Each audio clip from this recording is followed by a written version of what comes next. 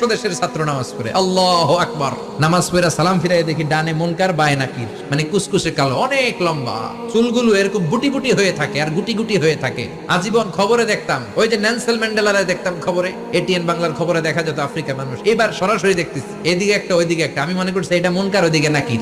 আর বাংলাদেশে আমরা আসতে বলি আমিন, ঠিক কিনা?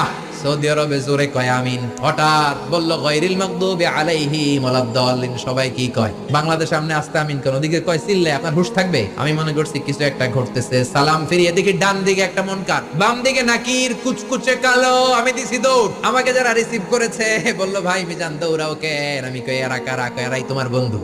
কি সর্বনাশ, 5 বছর এগুলোকে থাকতে হবে, তোমাকে গোটা বিশ্বের ইসলাম সম্পর্কে জানতে হবে, গবেষণা করতে হবে, ঠিক না?